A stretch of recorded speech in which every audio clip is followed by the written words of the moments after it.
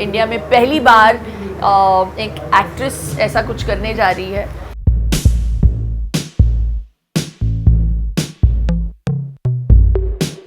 Welcome to Bollywood now. आज मैं बहुत खुश हूँ क्योंकि मेरे साथ एक ऐसी अदाकारा है जिनको मैं बचपन में देखती थी और मुझे लगता था बड़े होकर मुझे उनके जैसा दिखना है।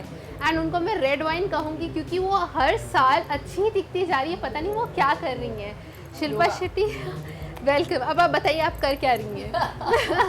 ये बस आप लोगों का प्यार है, आपका नज़रिया। They say that beauty lies in the eyes of the beholder. तो बचपन से आप मुझे देखती आ रही हैं और ये सोच रही हैं कि आप मेरी जैसी बनेंगी। अभी बड़ी होकर भी आप ये सोच रही हैं मेरी जैसी बनेंगी। सेम लग रही हूँ। नहीं, thank you so much. I take that as a huge compliment. मुझे लगता है age is really a number and हमारे दिमाग में सारी बातें। I just feel that if you think well, if you eat well and if you feel well, you will automatically look well as well. तो मैं यही प्रैक्टिस करती हूँ और यही मेरी फ़िलॉसफी है कि अच्छा सोचो, अच्छा खाओ, अच्छा बोलो और मस्त रहो बस। अभी हम HD पैलेट फेस्ट में हैं, तो मुझे ये बताइए कि आप अपने संडे बिंजेस तो इंस्टाग्राम पे सबको दिखाती हैं। हमें लगता है कि like how is it possible कि लाइक आप इतना बढ़िया खाना खाकर भी ऐसे फिगर मेंटेन कर सकती हैं? जैसे मैं कहती हूँ संडे बिंज होता है तो सिर्फ संडे के दिन मैं बिंज करती हूँ। दूसरे दिनों पे मैं एक बहुत ही सिंपल रेजिमेंट फॉलो करती हूँ, which is no maida, no refined sugar. I try to avoid white rice, so I stick to brown coconut sugar. मैं अपनी ज़िंदगी से शुगर को हटा रही हूँ आहिस्ते आहिस्ते, और वाइट शुगर को स्पेशली। तो मैं I have sweet in different other forms, like you can have it in the form of fresh fruit, fructose. You can have a bit of stevia, I don't mind. Coconut sugar का मैं ज़्यादा इस्तेमाल करती हूँ अपने चाय में भी। तो ऐसे नहीं कि मैं सब कुछ कट आउट कर रही हूँ अपनी ज़िंदगी में, लेकिन संडे के दिन वो एक ऐसा दिन है मेरी ज़िंदगी में मैं जहाँ लाइफ को एंजॉय करती हूँ, उसे सेलिब्रेट करती हूँ और मैं कोई परहेज़ नहीं करती। तो मैं स्वीट में ज़्यादा इंडल्ज करती हूँ क्योंकि दूसरे दिनों पे मैं नहीं खाती। तो ये कॉन्सेप्ट अगर लोगों के समझ में आ जाता है तो उनको समझ में आएगा कि मैं क्यों इतनी खुश होके और एक्साइटेड होके खाती हूँ उस दिन पे। दूसरे तो सारे दिन पे खाते हैं। I just feel that that is the lifestyle modification I have done in my life and it's made a big difference to my life, my skin, my hair, the way I age and whatever. You know Shilpa, मैं खुद की भी बात करूँगी। जब लड़कियाँ teenage में होती हैं वो एक्ट्रेसेस को देखती हैं और कहीं ना कहीं अपने आप को कंपेयर करती कि मैं इनके जैसे क्यों नहीं दिखती, मेरी बॉडी इनके जैसे नहीं है। लेकिन अगर आप अपने और अपने फूड का रिलेशनशिप अपनी टीनेज में याद करें तो क्या था, कैसा था? आई थिंक मैं बहुत लकी थी कि मेरे पेरेंट्स ने बहुत ख्याल रखा मेरे रिजीम का। एज इन एज किड्स हम बहुत सारे एक्स्ट्रा करिकुलर एक्टिविटीज़ करते थे, जैसे कि कराटे, वॉलीबॉल। मैं वॉलीबॉल प्लेयर रही हूँ और I represented Bombay zone, Bombay district. My school, I was my college captain, I was in my school team.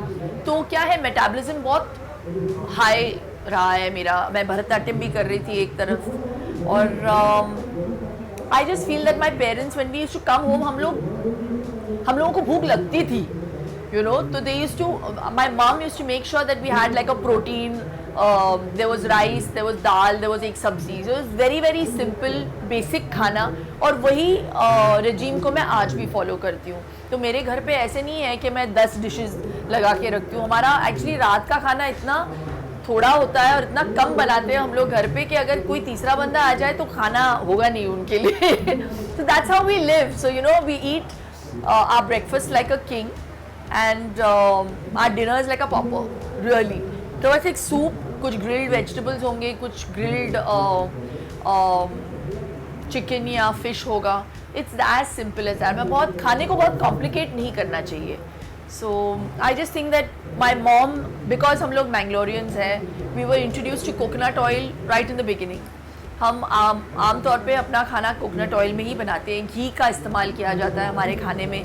लोग बहुत दूर भागते हैं घी से। तो मेरा ये कहना है कि भैया अगर आपको मेरे जैसे लगना है, यंग टीनेज लड़कियों को बोल रही हूँ, तो घी प्लीज़ खाइए।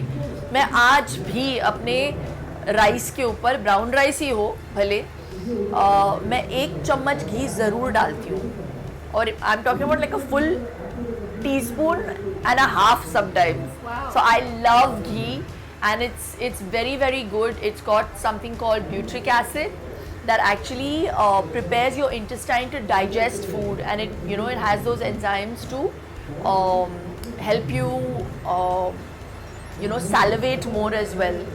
खाना टेस्टी लगता है, सबसे बड़ी बात वही है। वो स्वाद ही कुछ और है। जी, तो हम बात करते हैं कि आजकल कीटो है तो फैट खाइए, प्रोटीन खाइए, लेकिन थोड़े टाइम पहले कि फैट तो बिल्कुल मत खाइए। तो कोई ऐसा मिथ है जिसकी आप शिकार हुई और आपको लगा ओ शिट ये तो मैंने तो गलत कर दिया?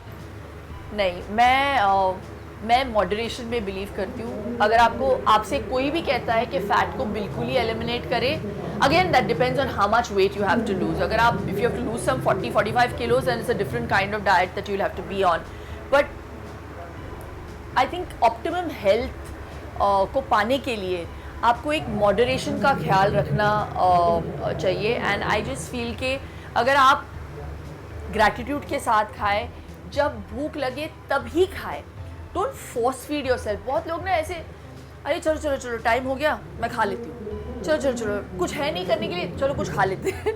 तो इट्स लाइक दैट। और इट्स नॉट इवन अबाउट आप क्या खा रहे हैं, आप कब खा रहे हैं, क्यों खा रहे हैं और कैसे खा रहे हैं, बहुत बहुत ज़रूरी है।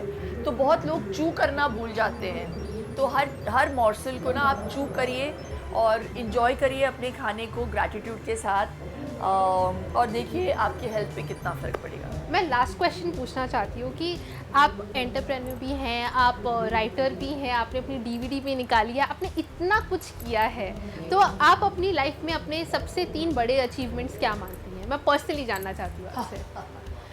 अभी तो बस इब्तिदाए इश्क के आगे आगे देखो होता है क्या। ये तो बस शुरुआत है।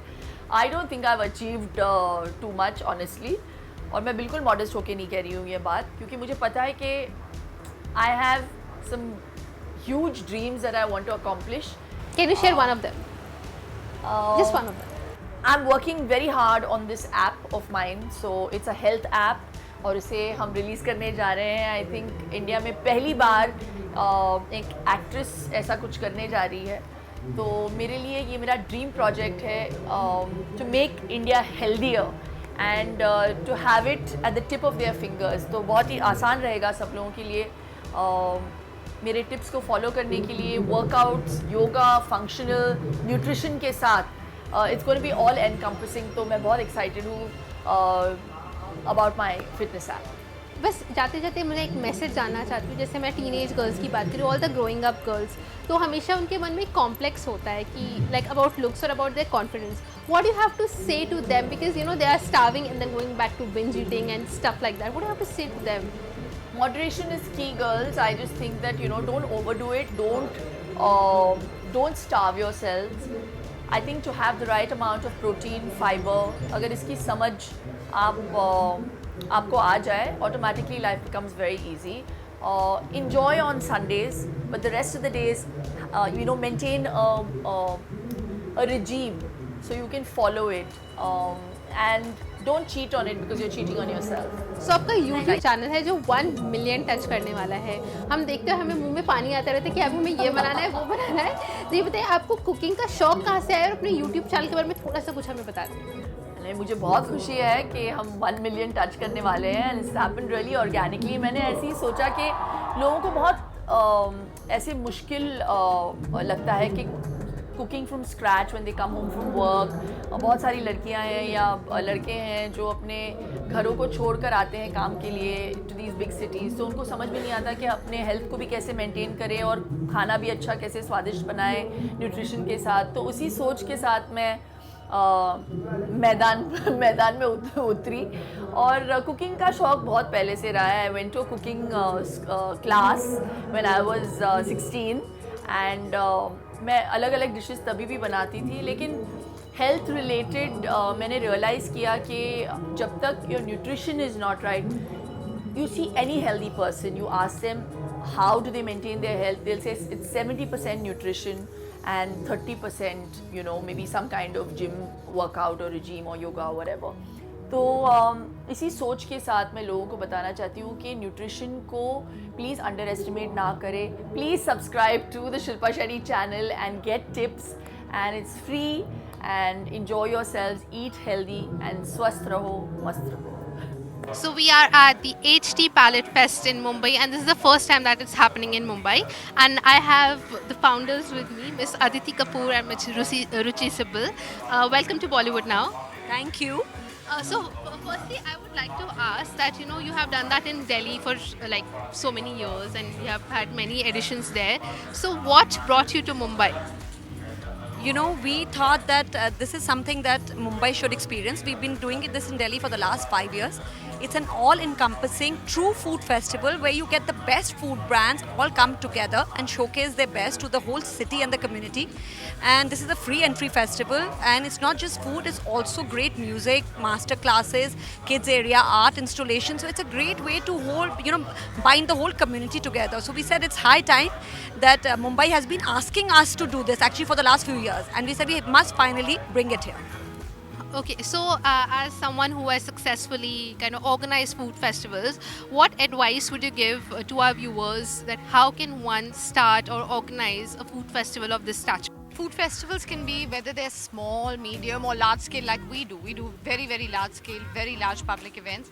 They all need a lot of time and planning. So, if anyone is ever looking at getting into the space, actually for any event, any kind of business, there's a lot of research that you need to do. You need to do a lot of, your homework correctly. You need to make sure you've got your target audience in place. Please don't just jump in because, that you've heard of 10 others doing well. Out of 10, maybe one makes it. It's the one that's done all the legwork. It's done all the hard work. I remember when we started, we spent about 18 months before we actually launched the Palette Festival for the first time in Delhi. And in fact, we had to postpone our dates by one time because we were not confident that we had the right mix of restaurants.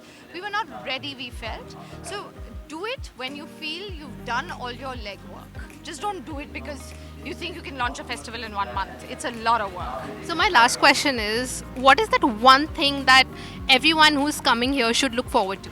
It's a good question because there isn't one thing. The fact is we provide such a huge experience where it's not one thing. It's of course the food which is the star of the festival, but it's the entertainment alongside, which is the music, the performances, the ambience that you're getting, and the additional experience that we are bringing Mumbai, where we're bringing the races to the event as well. I don't think very many events have actually ever happened where we said let's bring an all-round experience where you have everything under the sun that you can't be bored for the day. So you can come here, sit here from 12 in the morning, 12 noon and stay here till 10 in the night and just not be bored.